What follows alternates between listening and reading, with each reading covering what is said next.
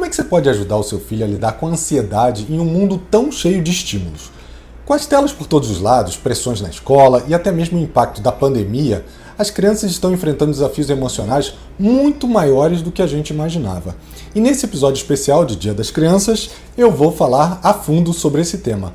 E fique com a gente porque eu vou deixar aqui algumas dicas que podem fazer toda a diferença para o bem-estar do seu filho.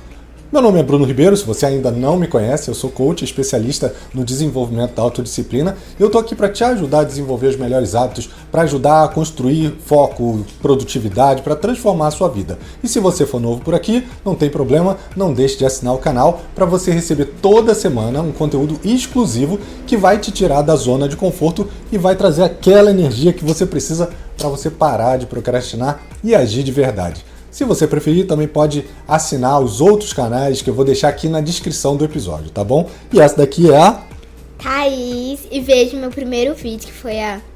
2 semanas. 2 semanas. É isso aí, ela tá participando aqui comigo porque o tema tem tudo a ver, né? E a ansiedade, como a gente vem conversando, ela é um fenômeno que cresce de forma generalizada, mas o que eu venho percebendo é que cada vez mais isso vem se tornando comum em crianças entre 6 e 12 anos de idade, né? O impacto que a gente tem da tecnologia, o aumento do uso das telas, o isolamento social causado aí pela pandemia e até o medo crescente de perder os pais são só algumas das causas desse aumento de ansiedade. E no episódio de hoje a gente vai explorar as origens dessa ansiedade e também vai ver o que a gente pode fazer para melhorar ela e quais são os impactos que ela gera ali no curto, no médio prazo e, obviamente, buscando aí técnicas científicas e embasadas na psicologia, na neurociência, que podem ajudar a gente ou outros pais a controlar essa ansiedade nos seus filhos. E só para relembrar de forma rápida, a ansiedade é uma resposta natural do corpo a situações de estresse ou de ameaça, acionando aquele nosso mecanismo de luta e fuga que nos prepara ao longo da vida, né, da nossa evolução, para enfrentar os perigos iminentes. É claro que hoje em dia isso não faz mais sentido, né? E no caso das crianças, essa ansiedade ela pode ser ainda mais intensa, porque eles estão ainda naquela fase de desenvolvimento, eles estão aprendendo a lidar com emoções complexas, como por exemplo o medo, a ansiedade é uma delas, a preocupação, e nessa idade elas estão ganhando aí mais autonomia, mas elas ainda dependem fortemente das figuras de apego, né? Os pais, para aquela segurança emocional. E segundo a teoria do apego, do psicólogo britânico John Bowlby, o vínculo seguro com os pais ou cuidadores, ele é fundamental para esse desenvolvimento emocional de forma saudável. Quando a criança sente que esse vínculo está ameaçado ou que ele é inconsistente, ela pode sim desenvolver sintomas ali de ansiedade de forma bem natural. Mas essa não é a única causa de ansiedade infantil, né? Existem outras causas também conhecidas e eu vou tentar trazer aqui que vão desde fatores biológicos até questões sociais e psicológicas. Então vamos abordar aqui alguns deles, né? O primeiro deles, e aí eu vou conversando com a minha filha para ver se ela já percebeu isso. O primeiro deles, e um dos mais impactantes no dia de hoje, está relacionado à tecnologia, às telas, né, tão comuns aí nas nossas casas. A dopamina, lembra aquele neurotransmissor ligado à sensação de prazer, de recompensa? Ela é sempre liberada quando a gente está usando ali dispositivos eletrônicos. E essa liberação constante de dopamina ao usar jogos, ou redes sociais, ou assistir vídeos, principalmente aqueles vídeos curtos, como shorts, que duram ali até 15 segundos, acaba criando um ciclo de dependência, né? As crianças que passam muito tempo nessas telas, elas podem se sentir ansiosas, principalmente se elas utilizam isso como uma válvula de escape emocional. E me diga, o que você acha disso? Eu queria falar outra coisa também. Fale. Existem 2 tipos de ansiedade. Existe a ansiedade boa e a ansiedade ruim. Vou dar um exemplo de ansiedade dessas duas ansiedades. A ansiedade boa é aquela tipo assim: amanhã eu vou na casa de uma amiga, eu tô muito ansiosa pra isso. Isso é ansiedade boa. Amanhã é meu aniversário. Ansiedade boa. Ansiedade ruim é tipo... É tipo uma preocupação em algo que não existe? Tipo, será que eu vou tirar uma nota boa na prova? E se eu não tirar uma nota boa na prova? Quando você começa a pensar sobre coisas que não necessariamente acontecerão. Isso mesmo. Sabe, se você assistiu Divertidamente 2, você já deve saber que Sabe aquele negócio que a Alegria usava como porta-copo? Não sabia. Nem sabia que eles tinham copo no cérebro, né? Sim. Então, que a ansiedade usa pra imaginar coisas ruins que talvez aconteçam com a Riley. Então, é tipo isso. Exatamente. É isso. Muito bem.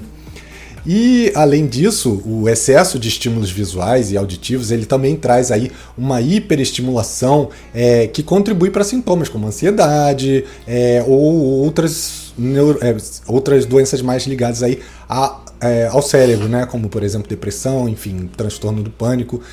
E o segundo fator importante está relacionado ao momento onde a gente está passando, ou a gente acabou de passar, né? A pandemia. O isolamento social que a gente teve, a interrupção das rotinas que eram estáveis, gerou ali sim um aumento substancial de ansiedade nas crianças, principalmente durante a pandemia e no início do pós-pandemia. Eles experienciaram ali medo por conta da perda de parentes ou de pessoas próximas, aquela sensação de impotência em relação à morte, né, a incerteza do futuro, e essa falta de interação social e presencial, com perda das atividades, por exemplo, atividades lúdicas no ambiente escolar, também prejudicou o desenvolvimento emocional, como a gente vê aí em diversos estudos que falam exatamente sobre isso, os efeitos da pandemia na saúde mental infantil. Isso traz a gente para o terceiro fator, que já existia mesmo antes da pandemia, mas que acabou se tornando aí um ponto mais latente. Ele era mais inconsciente, né, digamos assim, nas crianças, mas ele se tornou mais latente, que é o medo de perder os pais. E aí, para crianças entre 6 e 12 anos, os pais são a base da sua segurança emocional. E o simples pensamento de poder perder essa base já gera ali uma ansiedade intensa. Isso é particularmente visível em lares onde não existe uma segurança financeira, ou onde a saúde é discutida frequentemente, inclusive na frente das crianças. E a perda, ela está relacionada não apenas à morte, mas também a situações de possibilidade de não estarem mais próximos, como, por exemplo, uma separação. E aí, você me fale, o que você acha sobre isso? Você tem essa preocupação de não ter mais seu pai, a sua mãe, isso te gera ansiedade? Você tem a consciência sobre a morte, o que ela representa para você? Not. Muito boa resposta, bem direta. Você não se preocupa então com essa questão ainda? Não. Mas tem alguém que você acha que se preocupa, que passa por esse cenário num ambiente onde você circula, no colégio, ou nos locais onde você fazia o judô, faz a ginástica artística? Você acha que tem pessoas, amigas suas, que passam por isso? O quê? Pelo medo da perda dos pais. Uma vez, todo mundo já deve ter pensado nisso. Sim, com certeza. Eu também já passei por isso quando era criança, eu acho que é muito comum. E é algo que deixa a gente assim ansioso, que a gente começa a pensar sobre e se isso acontecer. Mas é uma coisa que é verdade? Não, às vezes não. Exatamente, então a gente não precisa, não é o momento de se preocupar. Às vezes pode ser, mas às vezes não. Na maioria não. Na maioria não, esse é exatamente o pensamento. Na maioria das vezes... Você tem que pensar nisso. Exato, na maioria das vezes a ansiedade ela chega por características que não são realidade, que só estão vindo ali num pensamento chamado pensamento intrusivo, que ele vem na sua mente, mas não necessariamente é uma realidade. Pensei numa coisa, mas eu não sei se vai melhorar. E assim, se acontecer, faz assim, pensa assim, podia ser pior. Ainda bem, não foi mais pior, né? Pensa nisso, podia ser pior, mas não foi. Então tá bom. Vamos ver, eu acho que melhor assim. E por fim, e por fim, a gente tem um fator que tende a se manter crescente ao longo dos anos, né? As mudanças rápidas que a gente tem aí no nosso mundo, que é um mundo complexo, que é um mundo dinâmico, onde a gente está aprendendo a lidar com situações que não são previsíveis, e as crianças são expostas a uma série de informações, tanto positivas quanto negativas, né? A comunicação está muito mais transparente hoje em dia e ela chega desde cedo. Notícias como, por exemplo, guerras, violência, doenças, geram ali aquele sentimento constante de ameaça, e isso faz com que o cérebro infantil, que ainda está aprendendo a lidar com isso, comece a produzir ali aquela ansiedade. A gente mesmo já teve um episódio como esse aqui em casa, que a gente assistia, não sei se você lembra, Thaís, a gente assistia jornal de manhã, e era tanta notícia complicada, tanta notícia ruim, que o Gabriel passou a ter medo de ficar longe da gente, porque ele achava que alguma coisa ruim ia acontecer. E aí toda vez que a gente deixava ele ou com a minha mãe ou em algum outro local que a gente saía, ele ficava muito preocupado. Você lembra disso? Não lembra? Que teve uma vez que você ficou lá na vovó, aí a gente saiu, ou quando a gente foi pra São Paulo. Lembra quando a gente foi pra São Paulo? E aí ele ficou ligando pra saber onde é que a gente tava? Vocês foram pra São Paulo? Você tava lá também. Eu não lembro. Lembra? Peraí, quem tava? Eu, você e a mamãe? A vovó, o vovô, tava todo mundo. E o Gabriel? Também tava, mas ele ficou com medo mesmo assim, porque é só aquela fico- referência eu que só- ele tinha dos pais. Você fica com medo quando você vai chegar na casa do seu amigo e volta meia-noite. Teve um dia que vocês voltaram 1h da manhã. É verdade. E por que você ficou com medo? Geralmente a gente vai dormir 9h da noite. Imagina eu indo dormir 2h da manhã. Mas você podia dormir antes, você não precisava ficar esperando a Eu gente. não consigo dormir. Ah, entendi, porque você fica preocupado. Porque eu quero dormir na cama de vocês. Ah, então não é preocupação não, é porque ela quer dormir na nossa cama. Mas, beleza. E aí, como é que a gente consegue perceber essa ansiedade nas crianças? Bem, tivemos aqui uma luz a menos, não tem problema. Não, agora vamos seguir tá aqui. tudo no escuro. Tá no escuro. Como é que a gente consegue perceber? Não é simples, né? A gente não tem essa visão, essa clareza de como a ansiedade aparece nas crianças, né? Mas existem alguns sinais que podem ajudar a indicar quando o seu filho está lidando com ansiedade. Por exemplo, irritabilidade, explosões emocionais. Crianças que são ansiosas, elas ficam ali mais irritadas, elas choram, elas sentem ali um desconforto, principalmente em situações que provocam reações como, por exemplo, enfrentar uma frustração no colégio, durante uma lição de casa, ou perder, por exemplo, quando ela está fazendo um jogo com os seus amigos. Passei. Eu esqueci o que eu ia falar. Existem vários tipos de ansiedade, tipo... Que... Eu acho, né? Eu vou achar, né? Ansiedade de ficar sozinho. Você só tem ansiedade quando você fica sozinho, né? Uhum. Tipo, quando você tá com uma pessoa, você não fica com ansiedade. Uhum. Outro tipo de ansiedade. Calma. Calma que eu tô pensando aí. Não sei. Então vamos seguir por aqui. Um ponto é essa questão da frustração, mas existem outros sinais também que acontecem. Por exemplo, distúrbios do sono, dificuldade para dormir ou acordar durante a noite, ter pesadelos frequentes. Isso são sinais comuns de uma criança que está passando ali por uma situação de ansiedade, né? Um exemplo, por exemplo, é quando ela se... Um exemplo, por exemplo, é ótimo, né? Mas é quando ela se queixa de insônia antes de um evento de escola que seja importante, como, por exemplo, uma prova ou algum trabalho específico, né? E a criança também pode evitar aí atividades sociais, começar a evitar interações com seus amigos, ou passar a não querer ir em atividade que ela gostava, ter relutância em ir na escola, ou ir para o balé, ou para alguma atividade, uma festa de aniversário, por exemplo, que tem amigos, ela vai evitar porque ela está com aquele medo dessa interação social, né? E, obviamente, a gente também tem problemas físicos, por exemplo, dor de cabeça, dor de estômago, cansaço constante, mesmo que não pareça aí uma causa aparente de ansiedade, uma criança que vem reclamando de dor de estômago ao longo de alguns dias pode estar passando por um cenário de ansiedade e que precise realmente de uma avaliação melhor. Você quer falar algum ponto?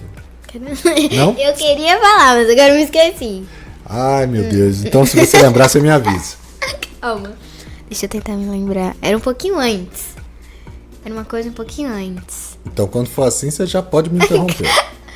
Tá bom, vou chegar assim, ó. Então, gente. Bom, e crianças ansiosas, elas podem ficar excessivamente apegadas aos pais e aí demonstrando aquele medo de ficar longe deles, se recusando a dormir sozinha. Então, se aquela criança quer todos os dias dormir na sua cama, é porque ela está sentindo ali uma insegurança, ela está ansiosa, ela tem medo que vocês saiam de casa, mesmo que seja por um tempo curto. E é bem provável que ela esteja desenvolvendo um sintoma de ansiedade. Eu só vou dormir na cama de vocês, porque a cama de vocês é mais confortável do que a minha. Ah, então tá bom. E quais são os impactos que essa ansiedade pode trazer para a criança, aí pensando no curto e no médio prazo, né? Bem, a curto prazo, a ansiedade ela pode interferir no aprendizado, na capacidade de socialização e nas atividades diárias, como, por exemplo, fazer o dever de casa ou até se alimentar, né? As refeições também são impactadas. E quando uma criança ela está ansiosa, o cérebro dela ativa ali a amígdala, que é a parte responsável por detectar as ameaças, e essa ativação de forma frequente, ela interfere ali no córtex pré-frontal, que é responsável pelas funções cognitivas superiores, como, por exemplo, o raciocínio, a memória, a tomada de decisão. Por isso que alguém não tem memória aqui quando está falando comigo, né? Por isso que a ansiedade infantil acaba prejudicando o desempenho escolar. E ao longo prazo, né, pensando assim, a ansiedade, se ela não for tratada, ela pode evoluir para outros transtornos, como, por exemplo, problemas de depressão, dificuldade de relacionamento ou até mesmo o uso de drogas para a fuga da realidade que ela cria dentro dos seus pensamentos, aí pensando nos adolescentes e nos adultos. Você diz uso de droga, mas você está falando sobre ansiedade infantil. Eu estou falando como longo prazo, ou seja, quando o adolescente ou adulto passa por uma ansiedade durante a infância dele. Eu também queria falar outra coisa, que é assim. Então fale. Que eu tava falando sobre coisas que a ansiedade pode fazer, não... Como é que é o nome? Causar? Não, pode causar. Pode ser causar? Tipo, ansiedade de... Pode falar com essas palavras. Socialização. Uhum. E, pode ser isso, porque talvez a pessoa que está com ela ou ele, pode ter medo que as pessoas não gostem que ela tenha ansiedade. Muito bom, verdade. Ela tem medo de ser julgada, né? De que as pessoas achem que é algum problema dela e ela tem medo do que os outros vão pensar dela, não é? E o que você diria para uma criança amiga sua que passa por ansiedade? Não se preocupe. Muito bom, mas é difícil não se preocupar, porque aqueles pensamentos vêm invadindo a cabeça. Então vocês têm que estar próximos para dar o apoio. Eu vou falar assim, fala assim pra sua cabeça. Tudo que você tá falando é mentira. Então cala a boca. Que isso, mas é isso. É uma boa técnica, né? Desacreditar nos pensamentos intrusivos. E falando um pouco sobre o que a literatura e a neurociência trazem aí sobre essa parte de psicologia infantil, né? São citados aí pelo pesquisador John Bowlby, que eu falei, o psicólogo britânico, Jean Piaget, que é um biólogo e também é psicólogo suíço. Eles destacam a importância desse desenvolvimento emocional e cognitivo na infância para evitar esses cenários futuros aí de um adolescente ou um adulto que não saiba lidar com essa situação e acabe eventualmente tendo transtornos piores, né? E dentro desses estudos, existem algumas práticas e ações que podem ser aplicadas para melhorar ali o seu dia a dia, para ter mais controle sobre a ansiedade, o seu não, né? O da criança.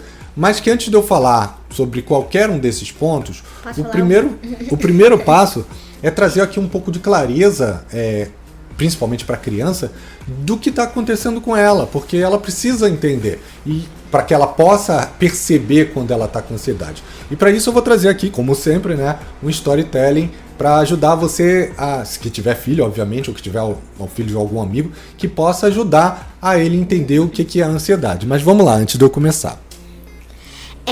Um jeito de parar a ansiedade que você me disse. É tipo, sei lá, a pessoa tá focada, tipo... num pensamento ruim. Tô lá. Tipo, amanhã eu vou ter um jogo e se eu jogar bola pra pessoa... E se a pessoa jogar bola pra mim e eu não conseguir pegar? Isso. E você vai distrair a cabeça dela no que ela tá pensando. Tipo, fazer assim, diz que você tá com ansiedade. Ai, meu Deus, amanhã tem um jogo... Vamos jogar um jogo de memória? Vamos, mas que jogo de memória? A gente faz assim, eu vou falar um número, você vai... Me esqueci, a gente tá numa piscina, ok? Aí você vai afundar debaixo da piscina, eu vou falar um número e você vai ter que adivinhar. Tá bom. Você tem que prestar atenção no que eu ouvi, ok? Muito bom. É um ótimo exemplo. O que a Thaisinha aqui trouxe é quando você tá com pensamento... Quando você tá com pensamento intrusivo, tirar aquilo dali e levar para um outro pensamento onde a criança tenha que raciocinar, ela tem que manter a atenção, como por exemplo um jogo de memória ou alguma coisa que você tá fazendo ali, uma contação de história, ela vai ter que realmente sair do ciclo que ela está entrando ali, daquele espiral de ansiedade, e passar a ter atenção no que está acontecendo. Um ótimo exemplo, muito bom. E voltando aqui em como você pode trazer um pouco mais de clareza sobre o que representa a ansiedade para uma criança, eu vou fazer aqui uma historinha, né, uma metáfora que vai explicar um pouquinho como funciona. Imagina que a sua mente é como uma casa com muitas janelas, e cada janela ela oferece uma vista diferente. Uma mostra o presente, outra mostra o passado e outra mostra o futuro. E normalmente a gente consegue olhar para cada uma dessas janelas e ver claramente o que está acontecendo do lado de fora, ou seja, a gente consegue distinguir muito facilmente. Quando você está calmo e no controle, é como se todas essas janelas estivessem ali abertas, você pode respirar o ar fresco e você avalia a situação de maneira mais tranquila e sabendo exatamente qual é a realidade do seu momento presente. Mas aí vem a ansiedade, e quando ela chega, parece que é uma tempestade repentina que começa a cobrir as janelas com uma neblina, com uma névoa que não faz com que você perceba. De repente, o que você estava enxergando assim com certa clareza fica distorcido. Você já não sabe mais o que é presente, o que é futuro, e você começa a ter aqueles pensamentos, mas e se isso acontecer? E se algo der errado? Como o exemplo que a Tatá trouxe agora, né? A cabeça ela começa a se encher de barulho, de confusão, de um ruído, daquela sensação de medo e de preocupação constante, mesmo que nada realmente perigoso esteja acontecendo, que é muito comum, não ser uma realidade, mas ser somente um pensamento do futuro. E parece que o tempo todo vem aquele pensamento que invade a sua cabeça, falando que algo ruim vai acontecer, né? Um pensamento catastrófico, o seu coração começa a bater mais rápido, você começa a sentir uma pressão no peito, um nó na garganta, um aperto no estômago, e essa é a forma como o seu corpo encontra para te proteger de um perigo percebido, mas que muitas vezes é um perigo que não existe, né? É uma criação da nossa mente para que a gente se sinta ali alerta naquele momento. Não é verdade? O que você tem a falar sobre isso? Eu não prestei atenção. Exatamente, não prestou atenção, estava pensando no Carmed. Então vamos seguir ali. Bom, agora que você já entendeu como perceber a ansiedade nas crianças, e como explicar isso, né? Trazer ali uma consciência sobre o que é ansiedade para as crianças, como é que elas podem perceber e não desenvolver, eu vou trazer aqui algumas abordagens que podem ajudar, sim, a controlar um pouco dessa ansiedade na hora que ela aparecer. Eu vou trazer aqui algumas que ajudam na hora que ela aparecer e algumas para prevenir. E como eu falei anteriormente, existem diversas abordagens para ajudar a controlar a ansiedade infantil. Cada uma delas é baseada em princípios da neurociência ou da psicologia, e é importante adaptar essas estratégias de acordo, obviamente, com a faixa etária da criança e da personalidade. Primeiro eu vou falar sobre as que podem ser usadas no momento em que a criança estiver se sentindo ali ansiosa, ou seja, ela já está com um sintoma de ansiedade, né? Uma delas é respiração profunda, que é você parar, encher o peito, encher como se você estivesse enchendo um balão, a sua barriga, conte até 4 e depois solte esse ar, devagarinho. Respire, solte e conte até 4, soprando como se estivesse jogando o vento para longe. Repita isso algumas vezes e aos poucos a ansiedade vai diminuir. Uma forma de complementar essa técnica é fazer com que a criança conte junto com a respiração. Então, 1, 2, 3, 4. 1, 2, 3, 4. Porque fazendo isso, ela vai se esquecer do gatilho que gerou ela a esse pensamento. Ela vai ter que estar com o raciocínio da contagem e a atenção dela vai estar ali. Outro ponto às vezes, a gente tem ali aquele monstro da preocupação que faz com que a gente acredite em coisas que não sempre são verdade, né? Peça para essa criança se perguntar, será que isso realmente pode acontecer? Muitas vezes a resposta vai ser não. E assim, aquele pensamento ele acaba perdendo força. Um outro ponto, né, quando a ansiedade está grande, é movimentar o corpo, manter ele em movimento, pular corda, correr, descer escada. Isso tudo vai fazer com que acalme a sua mente. Nesse traço de mexer o corpo, manda a pessoa fazer uma estrelinha. Parada da ponte. Parada de ponte. Não é tão simples, né? Se for igual ao papai, vai se quebrar todo. Você vai, a criança não. Obrigado por reforçar a minha velhice. Uma outra técnica muito conhecida é a técnica de ground, né, de aterramento, que consiste em estimular os sentidos da criança, principalmente através do toque, da escuta dos barulhos do ambiente, trazendo ali aquela percepção do momento presente. A escuta dos barulhos do ambiente, você pode fazer assim, você vai mandar a criança ouvir os sons, do lugar. Aí você vai falar pra criança repetir cada um dos sons que ela ouviu. Muito bom, ela vai ter que estar atenta aos sons do lugar. Você já fez isso? Não? De onde você Acabei tirou? de pensar. Funciona, com certeza funciona. Então ela vai trazer ali a criança para o momento presente. Beijo. Um outro ponto é falar sobre os seus medos. Quando você conta para um adulto que você confia o que você está sentindo, é como se você estivesse convidando a preocupação a sair da sua cabeça. Faz com que ela diminua, porque você sabe que você está enfrentando isso e que você não está enfrentando sozinho. Mas a ansiedade não é brincadeira. Então, para que ela possa ser melhorada, né, mais controlada, algumas mudanças são super importantes. E a primeira delas é ajustar o uso da tecnologia. Não é uma questão de proibir o uso das telas, porque a gente sabe que isso não vai acontecer, né? Mas de achar ali um equilíbrio. As crianças, elas precisam dividir o tempo delas, elas precisam ter pausas regulares, elas precisam ter atividades que não estejam atreladas à tecnologia. Incentivar brincadeiras ao ar livre, criar momentos de conexão familiar, tudo isso é importante sem esses dispositivos. Jogos que estimulam a criatividade, como por exemplo, imaginação, são um ótimo exemplo de jogos para expressar o sentimento. Sabia aquele negócio de respirar fundo? Então, eu tenho um WhatsApp Kids que eu tenho uma amiga e tem aqueles filtros, né? São filtros muito ruins. Horríveis. Entendo. E tem um filtro que ele é um skatista, que ele fica balançando e ele faz assim, respire, respire. E aí controla o tempo que você tem que respirar e expirar. Ele tem, Tipo aquele... Eu acho que ele tem que respirar até chegar no outro lado, aí de novo, até chegar ao outro lado. Entendi. Eu pegaria se ele estivesse aqui, se o meu celular estivesse aqui. Não tem problema, mas pelo menos já deu pra entender qual é o objetivo, né? Na próxima que eu aparecer eu mostro. Tá bom. E além disso, muitas crianças, elas também não sabem ali nomear as emoções delas, né? Por isso que é importante criar um ambiente seguro para que elas possam falar o que elas estão sentindo. Pergunte para elas como é que foi seu dia, o que te preocupou, o que te deixou feliz, o que te deixou triste. Tem uma técnica muito eficaz também da psicologia, que é o baralho das emoções, né? Onde a criança escolhe as cartas que representam como ela se sentiu durante o dia, em que momento ela sentiu aquilo ali, e mesmo que ela não saiba nomear, ela vai ter ali algum insight do que foi aquela emoção naquele momento, né? Uma outra prática também que ajuda bastante é ter um local da casa, pode ser da casa da avó, onde a criança possa se sentir segura, tranquila e no controle. Esse espaço pode ser decorado com os itens favoritos dela, como livros, brinquedos, cobertores. Você pode fazer assim, você pega pode ser um lugar 2x2. 2x2. Aí você pode botar como é que é o nome? Aquele negócio que... Edredom? Não. Aquele negócio que é todo enchido com bolinha. Puff. Puff. Aí você bota um puff, uma parede só de livros, uma parede só de brinquedos.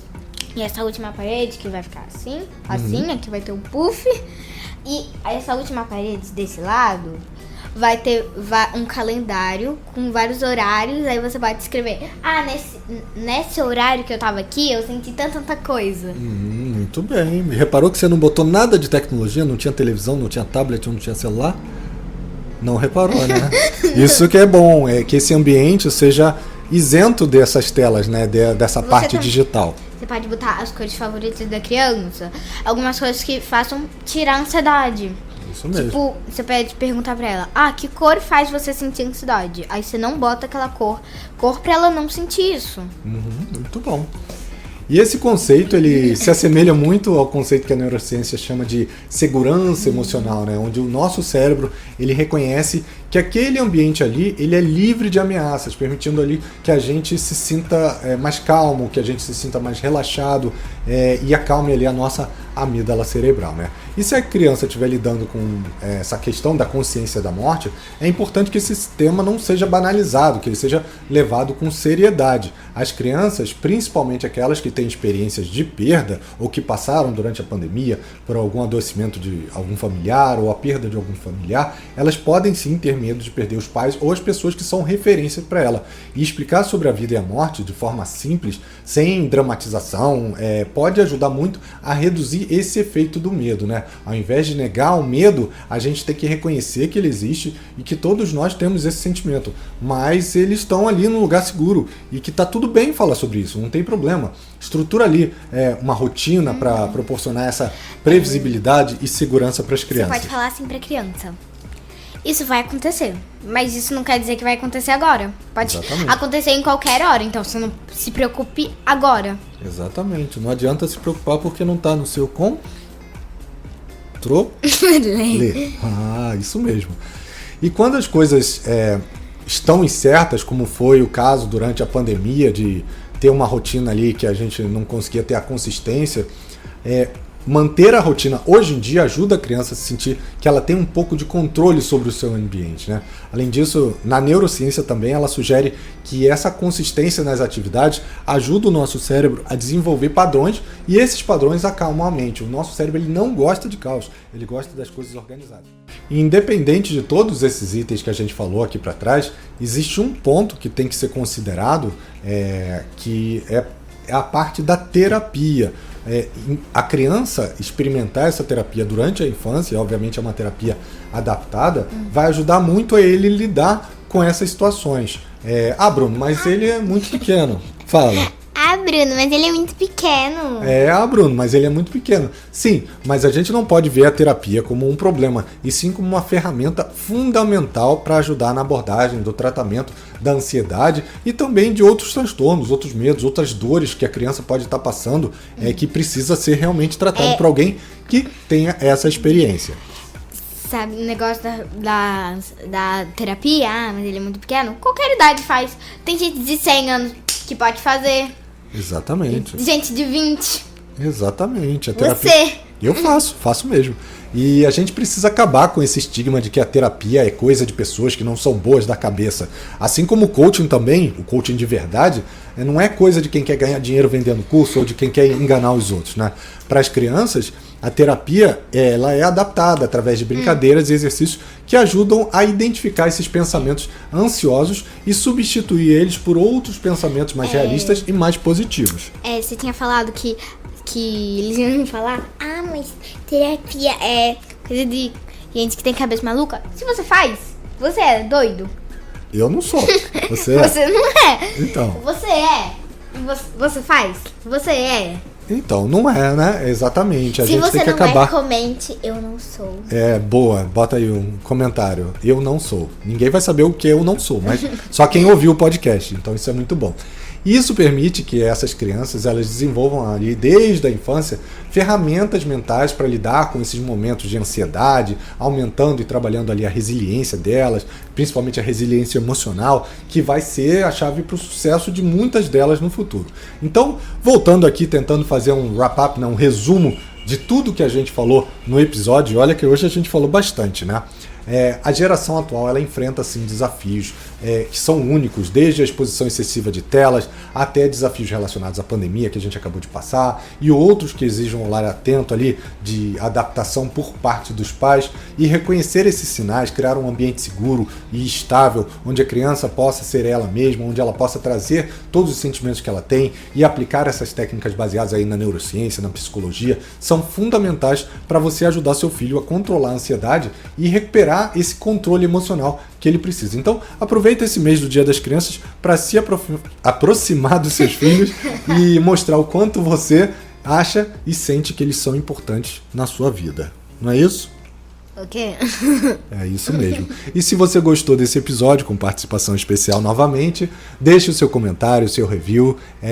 Toda semana a gente tem um episódio diferente e com temas que são super importantes para nossa vida. Você não me mostrou que os outros que comentaram sobre mim no episódio no primeiro episódio que eu apareci. Olha a ansiedade aparecendo aqui, tá vendo? Tá ansiosa para saber o que comentaram sobre ela. Não, mas é uma só teve bons boa. comentários. Uma ansiedade boa. Então a gente se vê semana que vem. Um abraço e até lá, pessoal. Tchau. Tchau. Amigo. Tchau, seguidores. Tchau, tchau.